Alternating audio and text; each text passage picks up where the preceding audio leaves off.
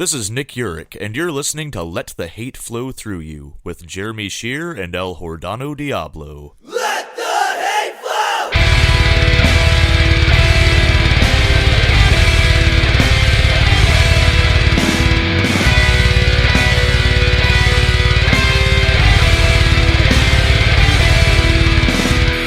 Available on the Lousy Weather Media Network. Welcome to Let the Hate Flow Through You, your weekly dose of audible hatred. I'm Jeremy Shear. El Hordano Diablo. And this week on the show, we are joined by professional wrestler Magnum CK. Hi guys, I really appreciate you having me, and I'm looking forward to letting some things flow. Good. Hopefully it's just hatred, because if other things are flowing, that's not us. Not us. No fluids on this podcast. Well, except that one. Fair enough. The only thing flowing, the only thing flowing in my house these days seems to be alcohol. Did you see, before we get into it, because we're all in Ohio, did you see that Ohio set the record when they announced the 2-week quarantine?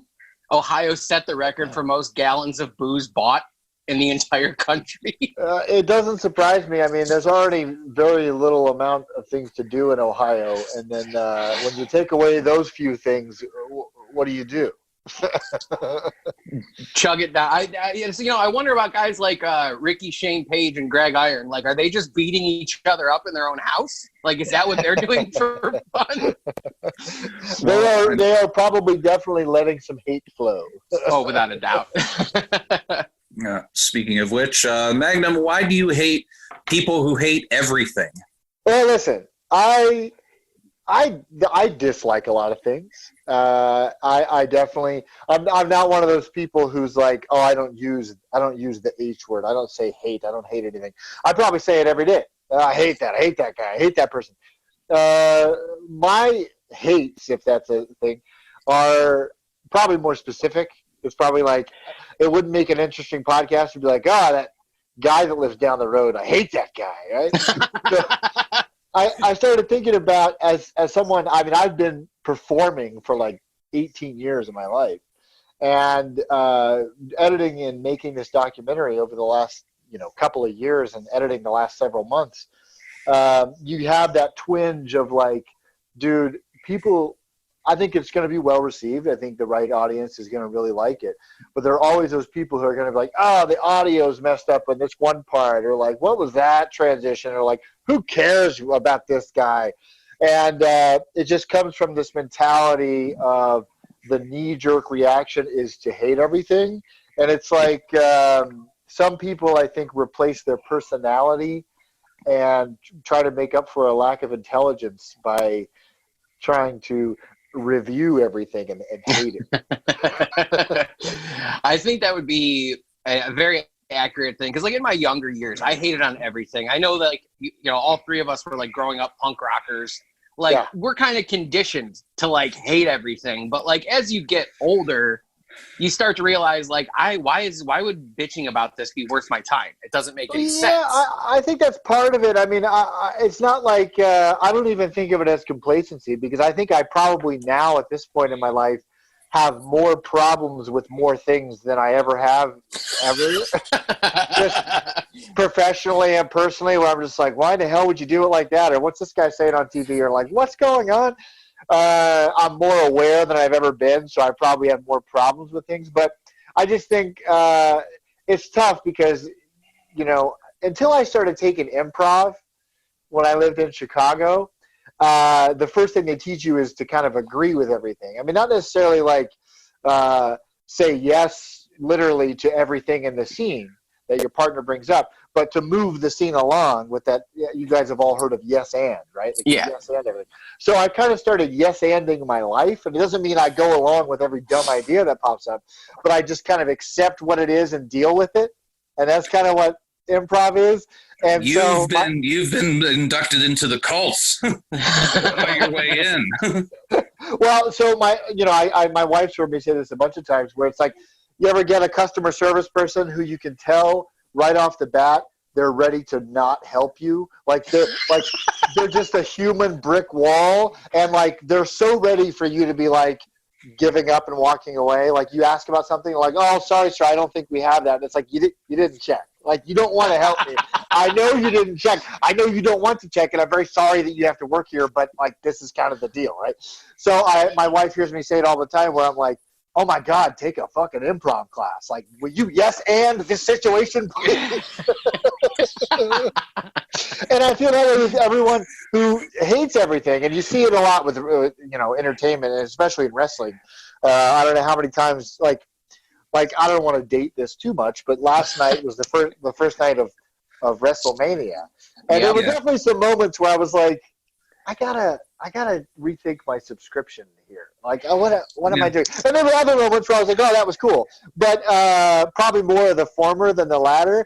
And then you hop on Twitter and they're like, cancel WWE. Oh my God, garbage. And it's like, it's all right. There's tomorrow.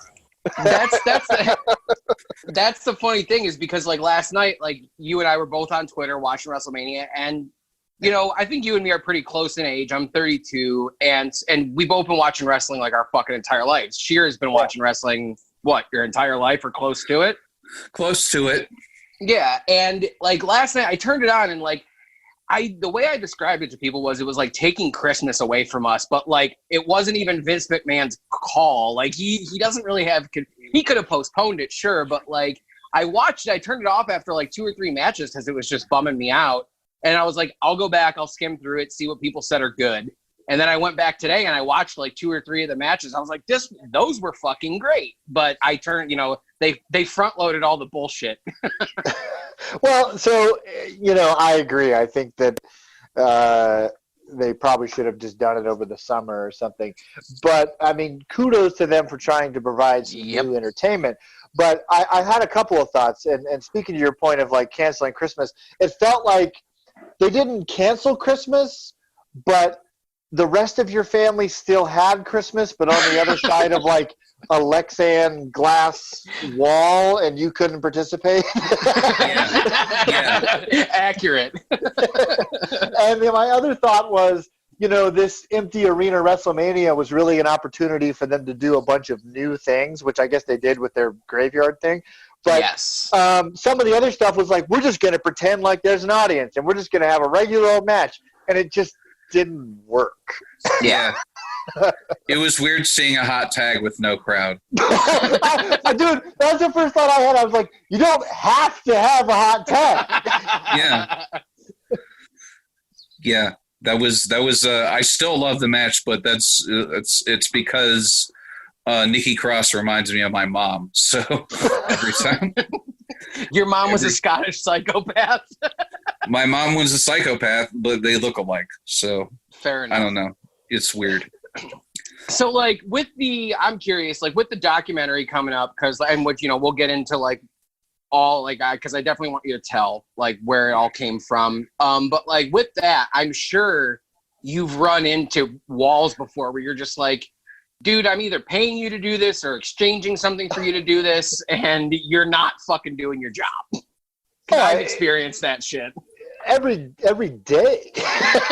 I mean, it's like I found myself, because I try to be nice to people. I mean, I think there was definitely a time in my life, probably 7 or 8 years ago, where maybe I was in my CM Punk phase or something, where it's like, I'm going to tell you exactly what I think, and you suck.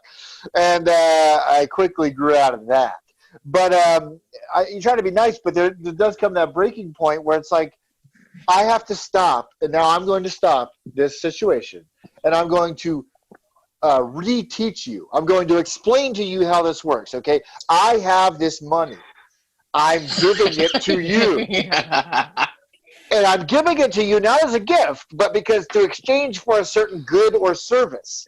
Now, I did my part, which is go out and make money and give it to you. Now you have to come fix my fucking basement. Yeah. So, like, have you experienced people in the course of doing this where you're just like, you're just a fucking hater? Like, you're not even trying to help. Yeah, I guess I think of it more in the terms of like stupid or liar, right? So it's like you get into a situation where it's like, I know that you know how this is supposed to work, so you're either really stupid or you're now lying to me, pretending like you don't know how it works in order to serve whatever means you're trying to serve. So you get to pick one. It's like you're either not that bright, which is okay, or you're a liar, which I can't. We have a problem then. Yeah. I still haven't figured out exactly what the purpose is for lying like that for the most part. Obviously, one purpose is to bring you down a peg, but what's the point? Well, I think one thing I'm slowly realizing in my life is every problem everyone has is some sort of extension of either some problem they have with themselves or something that they don't like about themselves. Like almost across the board, if you find someone who's criticizing you, odds are they're in some Freudian, weird, psychological, subconscious, unconscious way giving a self-indictment about something they don't like about themselves, if that makes sense. Yeah. It does. And I think when you understand that, you get a new level of empathy for other people, but that empathy well is shallower depending on how much that other person should have probably fixed this problem by now. It's like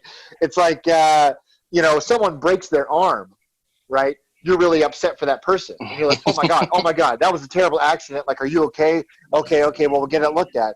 But then if you go see them again 3 months later, and their arm is now black and blue and rotting off and hanging off, and you're like, what happened to your arm? You're like, oh, I just never got it fixed. And it's like, well, I don't feel bad for you anymore.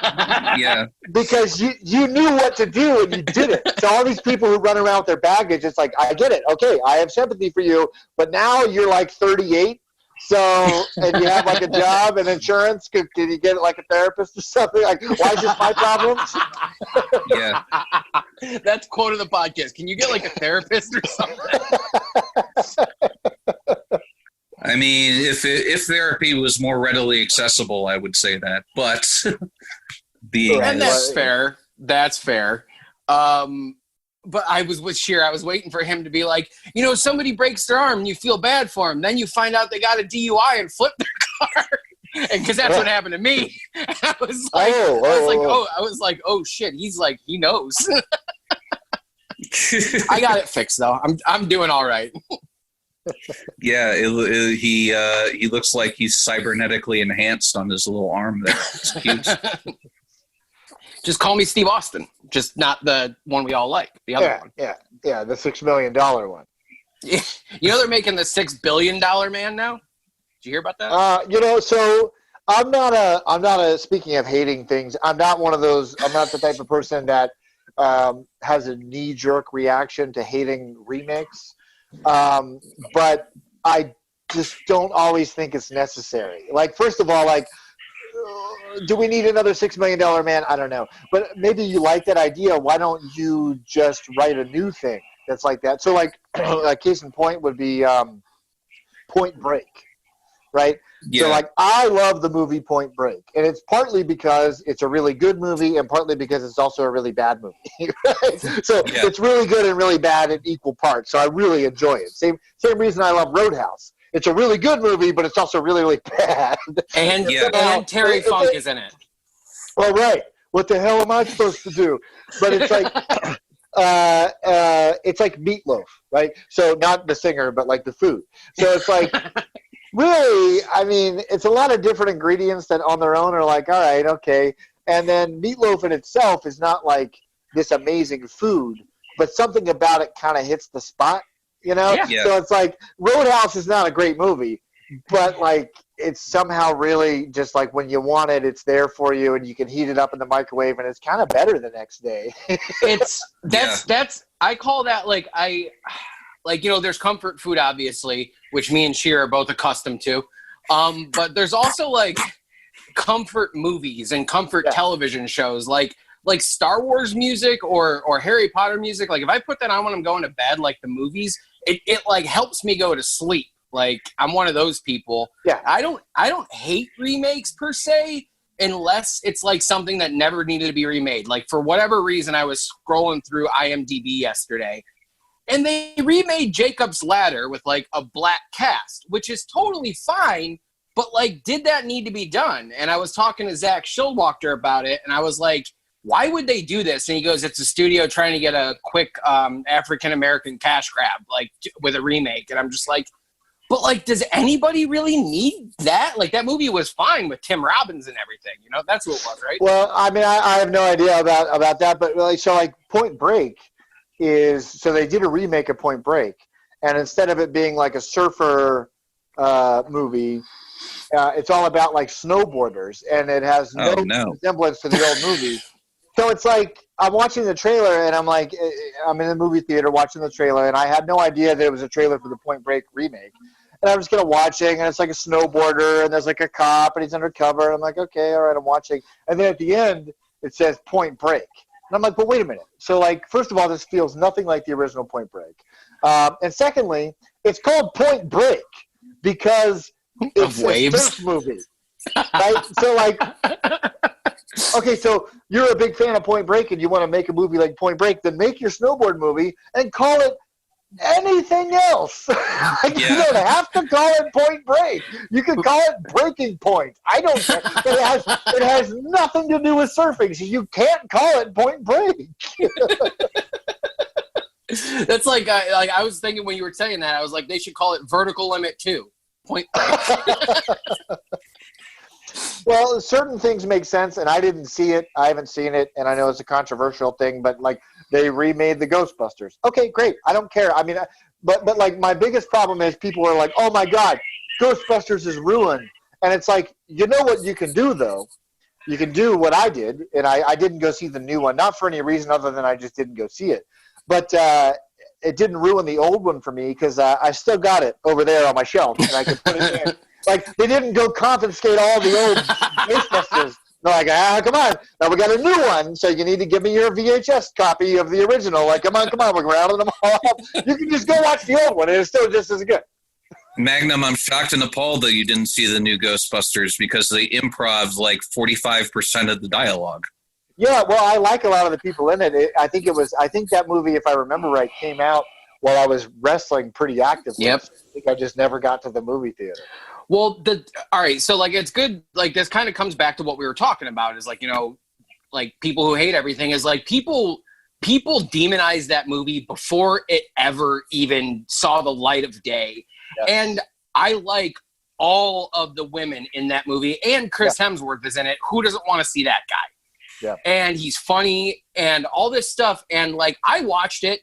I thought, honestly, the only problem was with it. I didn't know that they did a lot of improv in it, but like, it seemed to me that like the writing contained the cast, because you have people like Leslie Jones, Kate McKinnon, especially, like, and you have all these funny people, and like, I watched it and there was something missing, and I didn't want to hate it, and I don't hate it. It's just kind of there, if that makes sense for me. Yeah, and I think you're right. I think because I saw some things, not to jump around too much, but there were some supposed leaked rumors about the new Grand Theft Auto game, and they were like, oh, one of the characters that you can play as might be a woman this time around for the first time ever in the series. And I saw all these people tweeting, and they're like, oh my God, oh, disgusting, I will not be buying that Grand Theft Auto. Like, oh my God, a female character, who cares? And it's like, well, first of all, you will be buying it. You will buy it. Yeah. You will pre-order it. You will be there at midnight, and you will be taking the next day off from the batting cage where you work.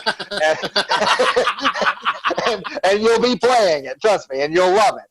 But also, like, I just don't understand what would be so inherently bad of just because there's a female character involved. Like, how does that ruin something? I guess maybe I just don't subscribe to that mentality. I saw that happen with Ghostbusters. Nobody even saw it yet. They're like, oh, terrible, disgusting. So you were mentioning how a lot of people hate everything. There's something inherently wrong with how they view themselves, and that's why they hate everything. So these people that hate these female-led things, they have found... No, Jordan. No, Jordan. That's not what I was going to say.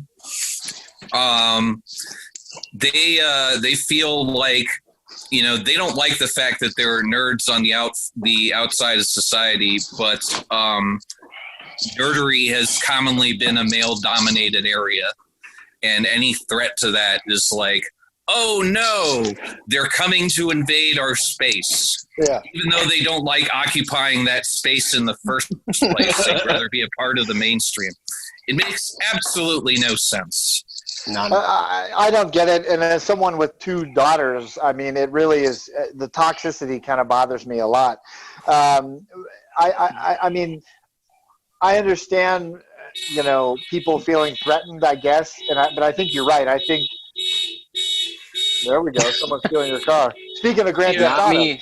That's whoever's Viper system keeps going off. But if you hated Ghostbusters just because they said it was going to be an all-female lead cast, then I would take a serious look at yourself and realize and try to understand why you hate women. Because that's what it is. And I mean, and that's the thing, is just going back to what, like, there's so much talent in that movie. I just don't get why people would write it off before ever. Like, that's the thing, is people don't give anything a fucking chance. They just want to bitch about it. You know, and it's funny that you say that, because I got together with my wife. It's been about 5 years now, but we were friends for several years before that.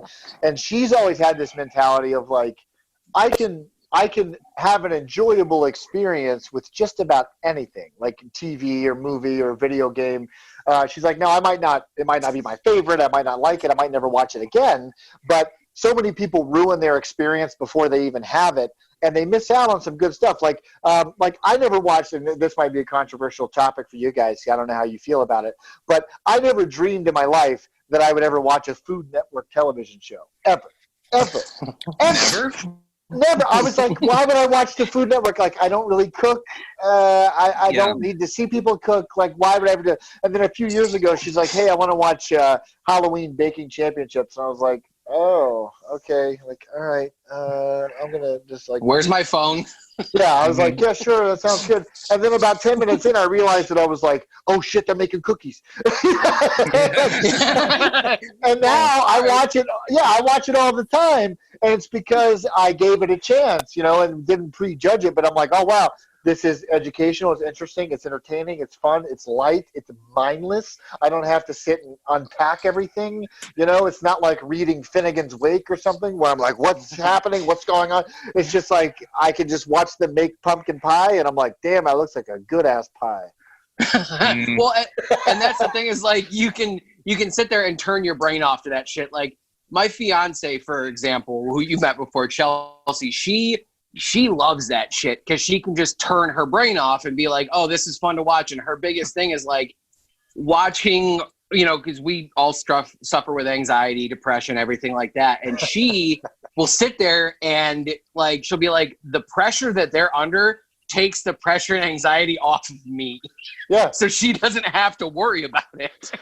Well, you know, it's called like a higher frequency thinking or something. I remember I had a tryout for Evolve Wrestling, or not really a tryout. It was a seminar with William Regal, and it ended up, you know, you had a match, and then certain guys would get called back in the future. And I did a couple of those, and you know, one time I forget where I was, somewhere up in Massachusetts, and it was kind of stressful because they do the seminar and they're like, all right, guys, pair up, and you got about 10 minutes and we're going to start the matches. And you're like, oh, shit. And you don't know anybody, you know, so everyone's running around, all the people they know. And I didn't know a lot of the guys who were trying out.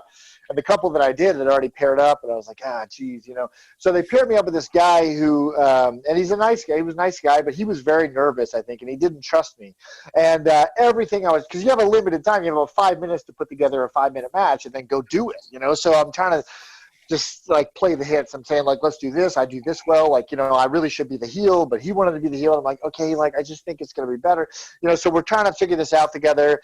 And even something as simple as I remember saying like, okay, then I'll give you a spine buster. And he's like, whoa, oh, a spine buster. Like, I don't know. And I'm like, dude, it's like, please trust me. So much so that referee Jake Clemens recently on Raw, right? he walked over because he heard what was going on and told the guy, like, hey, it's CK. Like, trust him. Just trust him. Yeah.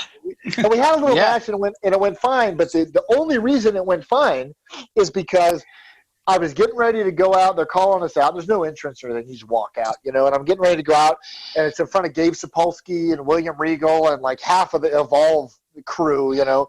And I found myself being really down, and I was like, this is going to be a disaster. Oh my God. And then I remember this book I read that talked about higher frequency thinking, and I just stopped myself, and I was like, all right, don't prejudge this, because if you say it's going to suck now, you're going to be right. So just hope for the best, try for the best, plan for the worst, and then it turned out being great. So just raising that thinking level to a little higher. So it's like, not to devalue it too much, but it's like the Food Network is now a cornerstone of my entertainment life, because I raised my thinking to be like, let me see if I'll enjoy this. Not making myself enjoying it, just opening up my mind to it, and then I'm like, oh man, this is great.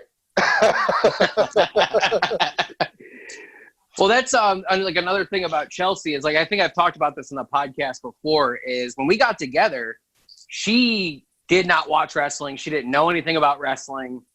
And it's been about 3 years now, and she's like a hardcore fan, and vice versa. Like, I just never was into drag queens. Like, I always liked RuPaul, but like I knew RuPaul from the Brady Bunch movies when we were kids. But like, it was funny because we started watching Drag Race, and then like on Monday or Tuesdays, like I would watch Raw on Hulu, and she, like, at first it was, oh, I'm never going to get into this, but I'll watch it with you. Then like 2 weeks later, I'm noticing she's paying attention, and she's like, I'm paying attention, but I'm not going to learn any of these guys' names. And then like a week after that, she was like, I love Braun Strowman.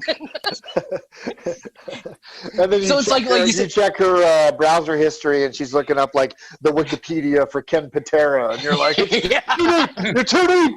Well, the fact that like she knows names like Gino Hernandez and fucking like the Freebirds, and she's the Von Erichs, like, because I watch all that shit. So like the fact that she gets into it and she's like, look at those people going crazy. Or like when we watch Attitude Era stuff, she'll be like, look at all the signs in the crowd. I'm like, yeah, that shit don't happen anymore.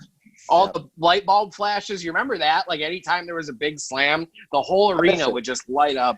Yeah, I missed that. It adds such a different element to it, you know, and it was in stark contrast last night with the silence and no flash bulbs at all, right? Yeah, none whatsoever, zero. I don't know. I thought it was really cool. Just like this only exists in this vacuum right now, and it added a whole different thing to it for me. Yeah, but you hate everybody all the time at every moment, so you don't want to be around people ever. No, I don't. But that's not because I hate everyone. It's because like I subscribe to a lower vibration of thinking, and I refuse to give anybody a chance because I know they're just going to make me angry. So instead of allowing that, you just stay away. Jack, I'm gonna save everyone's time and just tell you that I'm disappointed in you. Yeah, absolutely. There it is. There it is. So, what I was gonna ask him real quick, like, what about people in the wrestling business? Like, I know how toxic like the fan base is. I know how toxic the locker rooms can be. Like, what are some things where you overhear people? I know that you're not in the locker rooms all the time, but like when you were, like, you hear stuff that you're just like, God, will you shut the fuck up and just go like try? Do you ever the problem is you get, and this is with anything, but I think it's really obvious in wrestling, is you get into the wrestling bubble, and you find yourself being unable to think outside of that bubble, and some really weird shit starts to be really oddly important to you. And a good example of this is like if you ever watch any of the Bret Hart documentaries, like Wrestling with Shadows. Yep. Like some of the problems, and I love Bret, but some of the problems he had with stuff I'm like, dude, you're way too close to this. Like, you're thinking about it like far too closely. Like, I was just listening this morning. I was cleaning up some of my garage, and I was listening to a podcast where they were talking about when Ric Flair went back to WCW and Vader was the champion. And Dusty worked out this whole deal with Vader where he's like, all right, well, Flair's going to beat you for the belt, but then we might have you take the belt back from Flair. We don't know. And Vader didn't want to lose the belt to Flair because the month before, Ric Flair lost the belt to Rick Rude. And it's like, so his mentality was, okay, Flair lost to Rick Rude. Now, if Flair beats me, I'm dog shit. Like, I'm the worst person here because I lost to the guy who lost. And, like, from an outsider's perspective, it's like I never would have thought of that. I would have been like, oh, wow, Rick Rude beat Ric Flair. And then next month I was like, oh, wow, Flair beat Vader. Wow, interesting. Wonder if they're going to have another one. You know, like, but when you're in wrestling and you're in that bubble, people start to really, really overthink that type of stuff. And they think like I saw it happen even in AIW. They would bring in, I mean, it happens anywhere. And I won't say their names, but some people pop in my head that would come in and be booked as a guest star for like the main events. And it's one of those positions where the person that they're wrestling is a local person or an AIW regular, and this is a big deal for them. But the person that was brought in, they're like, I'm just going to wrestle in Cleveland and I don't care. And you're in the locker room and you hear the star or whatever shooting down every idea because they're like, well, that doesn't work for me, brother. I can't take that move from you because that makes me look weak. And it's like, oh, I guess maybe you forgot it's fake wrestling. And in a fucking and in a gym, like what the fuck is wrong with you? No, I mean it's like in a movie. Like you mentioned Chris Hemsworth. If like he's in the Avengers and like the Skrulls are coming in and firing up on him, he's like, well, I'm not going to sell for the Skrulls because who'd they ever beat? No, I can't. I'm not like in any other medium. It doesn't make any sense. But in wrestling, it's like, oh, I can't take your finisher from you because it makes me look weak. And it's like, I don't. What? Who cares? That's like with Jim Ross and fucking like all the guys that really know what they're talking about. Even if Pritchard fucking makes up stories, he does know what he's talking about. And like you said, like in the indies, like I went back on IWTV and I watched when the Bucks wrestled in AIW before, because that was before my time. And I wanted to see the match they had, and it was with fucking To Infinity and Beyond. So when I found that out, I was like, this is going to be a great match.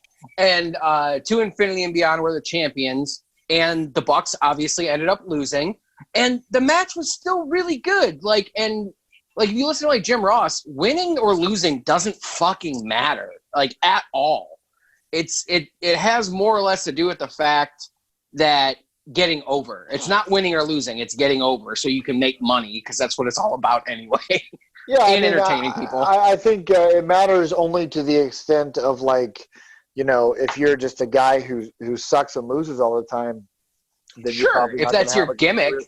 But like, I would love to see Ric Flair's win-loss record, because I can almost guarantee you he's lost more times than he won. Or like even I saw a statistic about Hulk Hogan that had his WWF win-loss record against his WCW win-loss record, and he lost like 4 out of 5 matches in WCW, and it just didn't matter. It just didn't matter because that's not really what you remembered. I mean, I'm sure if you pulled up my win-loss record on Cage Match or whatever the hell, like it would probably be underwater. I mean, I'm sure I've lost more matches than I won, but hopefully that's not what people remember. Hopefully they remember the person who beat you for the belt, sure, that they need the rub, but also hopefully they just remember the fact that you did a really good job and they want to see you come back next time. Yeah, that's the idea. Comedians get caught in a bubble as well, where dumb shit matters to us, like where we are on the lineup, and and who we're roast battling against, because this scrub shouldn't be able to take me on. And I've definitely said that a few times. Well, I've compared wrestling to stand-up. They're very similar lifestyles and very similar, like just from doing a little bit of stand-up myself, but just more so knowing comedians and stuff. The lifestyle is really close. Yeah, we're all insane. for the same reasons. Like, we need attention but don't want it. What the fuck? How is this supposed to work? 100%. I mean, like, so I mean, what else? Like, what was the root of this though? Like, people who hate everything. Like, what was the thing that made you be like, that's what I want to talk about? Well, it probably just is top of mind with releasing, a documentary. I mean, this is a movie that we probably spent 18 or 20 months on. I mean, we started easily almost 2 years ago. And I probably spent 40 to 60 hours just organizing footage, procuring wrestling footage from the last 15 years from all over the world and putting it all together, watching it, cataloging it, then taking our footage, going through it, watching it, cataloging it, and then editing, 200 plus hours editing. I mean, it's a huge task. I mean, it was a big job. And in some ways, this whole quarantine thing, not to make light of it, but it worked out in my favor because I ended up having a lot of extra time and I just sat in the editing chair. But that's top of mind because that is something that you think about of just everything we've ever released or ever done. And we talk about it in the documentary, 1,000 people could say, great job, you're the best. Or like I've literally this week gotten messages from people who are like, dude, you're my hero. Like, you talk about mental health and like, you're inspiring, and that's not my goal to be an inspiring person, but it's nice to hear that stuff from people. But then all that shit goes out the window when one guy's like, this sucks. Like 5,000 people could be like, you're the best. There are people who have my logo tattooed on their body, like forever. Like that doesn't make any sense to me, and like that blows my mind when I see it. But all those memories fall out of the back of my brain when someone's like, yeah, who's this guy? He kind of looks weird. What an idiot. And I'm like, oh. Yeah, that's all it takes is a pain in the ass. I remember it was that the spine buster footage I have of like that perfect spine buster when you got up and did the fucking like it looks great. And there was some dude who's like some internet fucking wrestling kid who's maybe got like 1,000 followers, maybe like, but also follows 2,000 people, whatever. It's just some fucking dork. And he was talking if this was a year and a half ago at this point, but like he was talking about how only WWE matters because those are the people who make money and blah blah blah, all this bullshit. And I shared that video of you doing the spine buster, and the guy was like, I don't care if somebody does a good spine buster in front of 100 people. I was like, but you just said it was a good spine buster, asshole. Well, I think there was some of that. Alex Riley, is that right? Was he a guy who was in WWE? Yeah. Alex Riley, yeah. Yeah, because he was really coming down hard on the indies while he was in the WWE and was like, oh, it's not real. That's good. Because I don't know that he ever came up through the indies. I think he just kind of started in their kind of feeder system. And he was kind of crapping on all the indies, and then he lost his job and kind of shut up about the indies. It's like one of those things where it's like, be careful whose toes you step on the way up because everybody comes back down. Yeah, absolutely. Oh, yeah.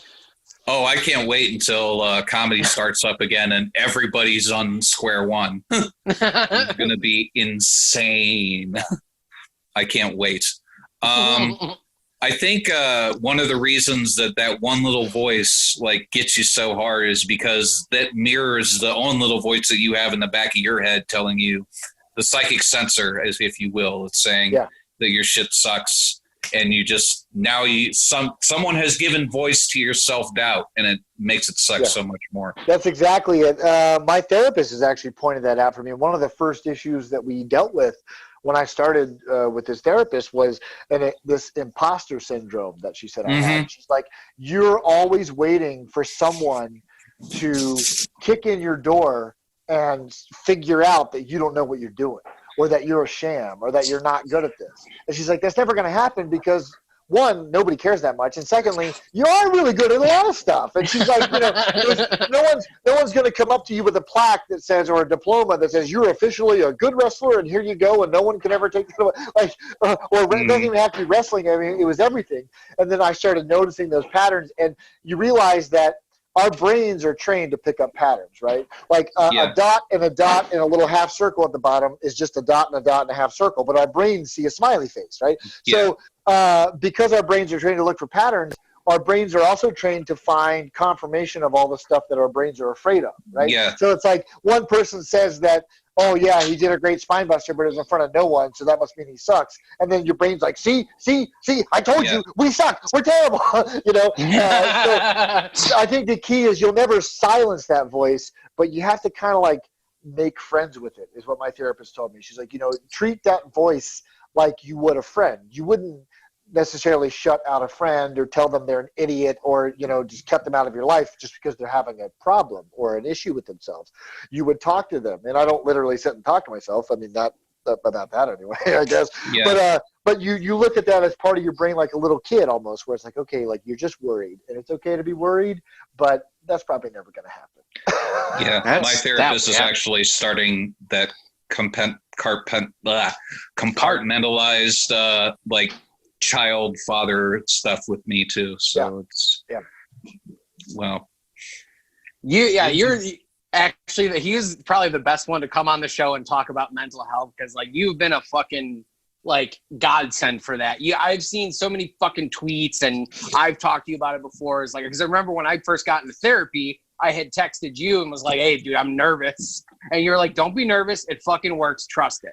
Well, because I was literally yesterday, the day before. I don't know. Time means nothing at this point. Right. I don't really know what day it is. It doesn't matter. I don't check the mail. I didn't do that before, by the way. Yeah. For some people, this is just a lateral move. They're like, welcome to the club. But just the other day, I had someone messaging me because I'm just open about therapy, and they were just asking about it. And I just told them, I was like, I don't know why it works, but there's something about our brains where when we sit down across from another person that we don't have an intimate relationship with, and we talk about intimate things, it softens everything, or it snaps it into place, because it's stuff you would never talk about to someone you don't know. And I've been to the same therapist. I think I've been with her for like over 2 years now. I still don't know her. You know what I mean? I mean, like we just sit down for an hour every couple, whatever. And then, and we know each other.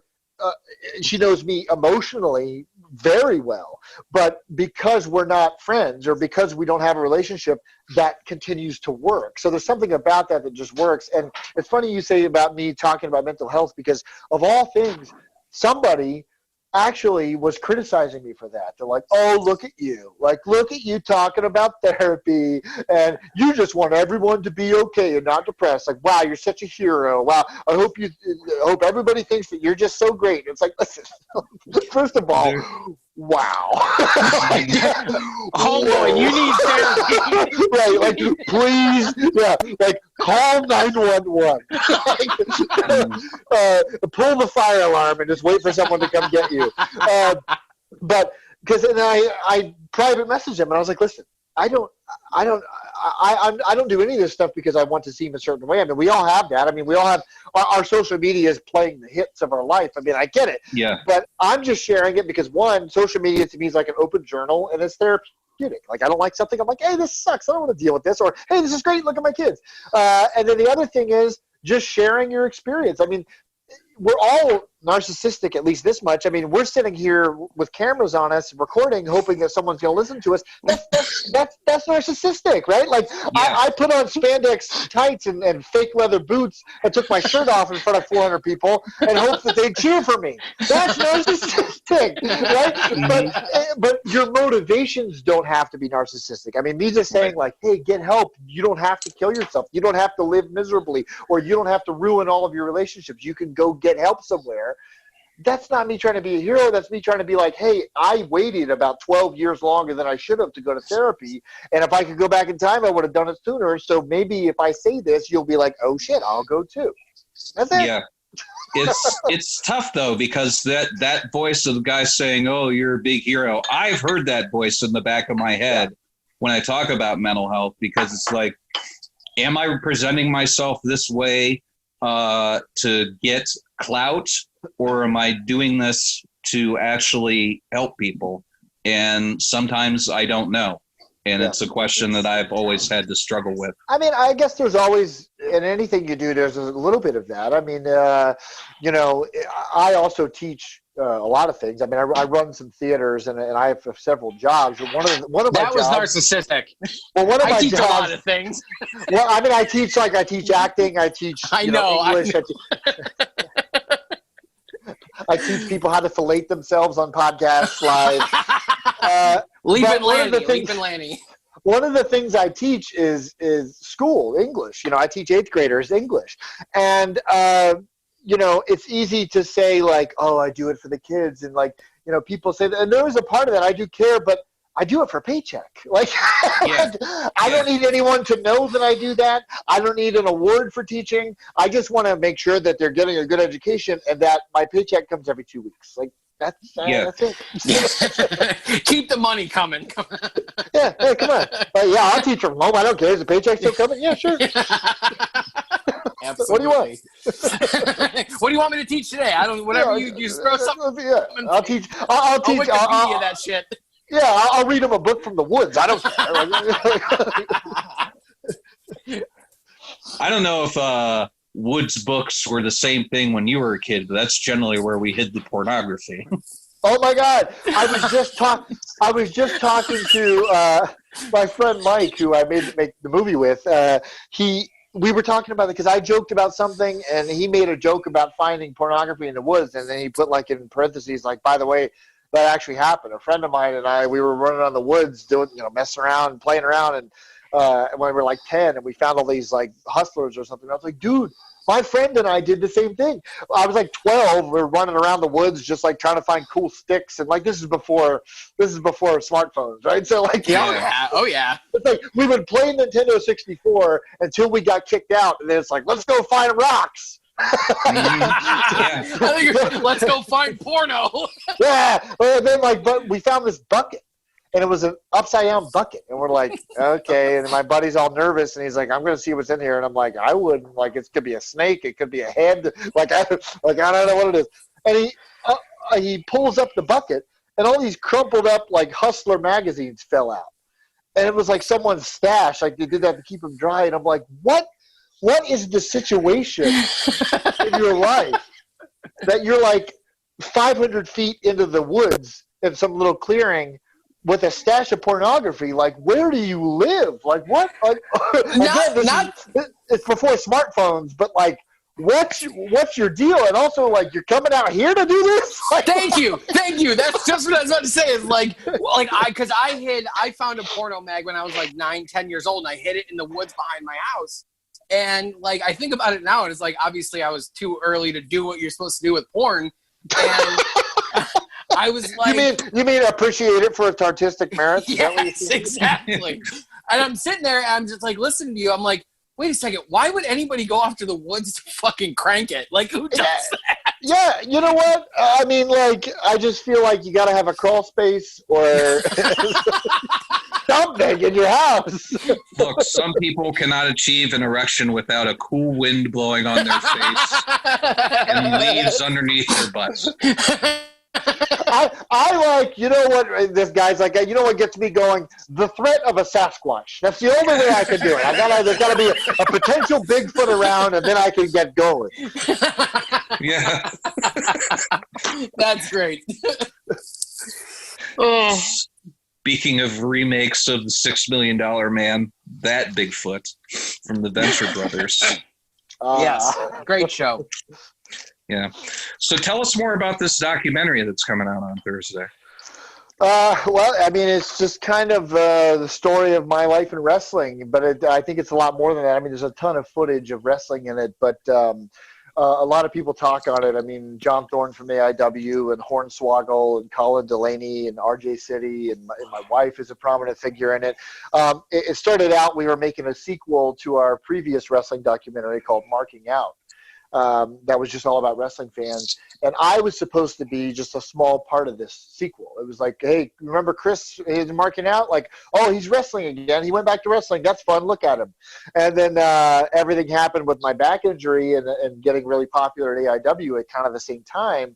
So the movie changed to a kind of its own thing.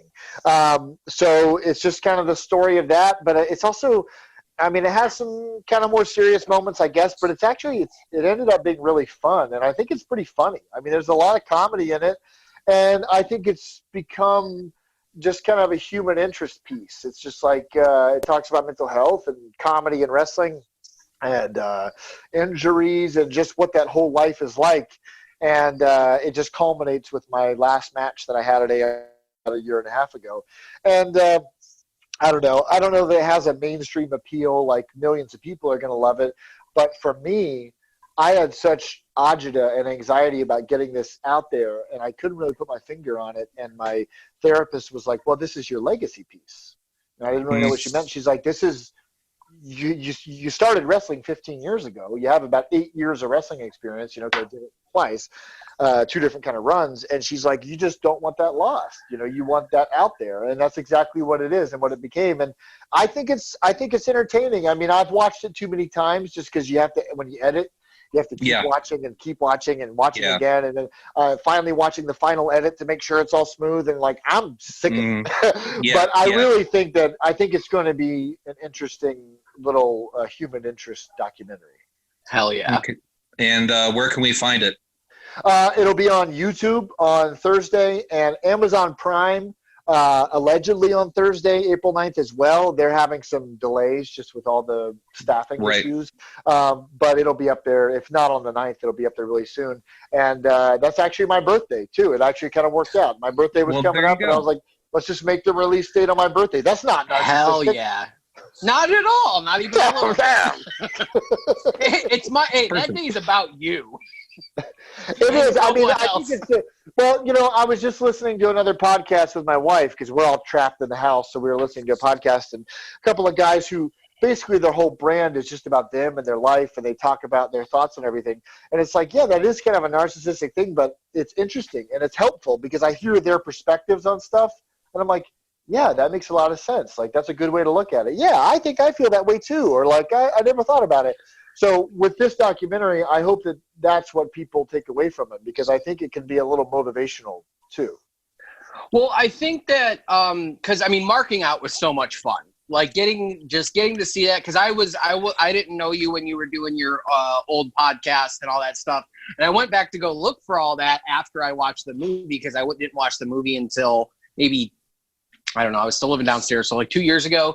And it was so much fun. Like I've watched it a few times since. It's got a ton of rewatch value.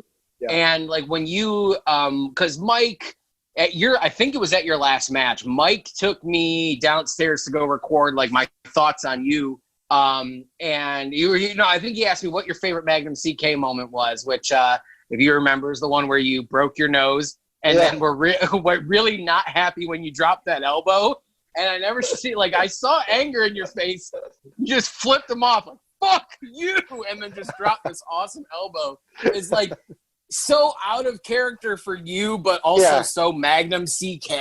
And I was like, that's perfect. That's great. Well, I appreciate it. That was a weird night. I was at the hospital. The bleeding wouldn't stop. So I was at a Cleveland area hospital on a Friday night till like 4 a.m.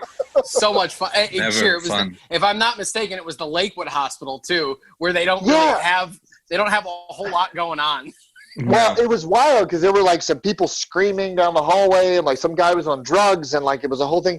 And they didn't believe me because I came in just covered in dried blood, and it's still leaking out of me and like a clamp on my nose. And they thought that I had gotten in a fight or something. And I was like, no. There's a pro wrestling show down the road. It was just an accident, And then I'm having to like smarten up the nurses and doctors because they kept coming back and they would send it like they leave me alone for about a half an hour. Because they gave me some kind of coagulant to stop the blood, and they wouldn't let me leave till it stopped. And they kept coming back with different people, and they're like, so what exactly happened? Like, seeing if my story changed. I'm like, listen, I'm sorry, but Hulkamania wasn't real. It's fake wrestling. This guy was my friend. It was an accident. He hit me in the face. He just went like, "Do you want to press charges?" And I'm like, "Yeah, I want to press charges against AJ Gray." Like, yes. Good luck finding him. Right. Yes, I would like to press charges against the guy with the fake wrestling, and then try to cash in. Let me take his Oldsmobile. Like, where? No, I want to go home. Yes. So, where can we find you on the internet, Magnum? The best place for the movie, especially, is probably Twitter, at the Magnum CK on Twitter. I'll put all the links and stuff, everything on Thursday when it goes up. I'll put it all on there. We'll share that for you. Yeah, thank you. Definitely. Well, thank you very much for coming on the show. We appreciate it. Oh, my pleasure. Thank you very much, guys. Yeah. So, Jordan, I don't think we're going to find anybody that hates people who hate everything as much as Magnum CK. No, there is another. I won't apologize again. I'm a repeat offender. You can see right through my skin. I don't care about making mistakes. I keep setting up and falling on my face. Feed me numbing agents.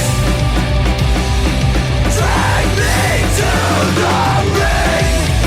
Another discharge vapor. Diagnosis drunkenness. I keep my bruise and my brain and under the punches. And I was meant to take. This has been a Lousy Weather Media Network production. Find new episodes and archives at lousyweathermedia.com.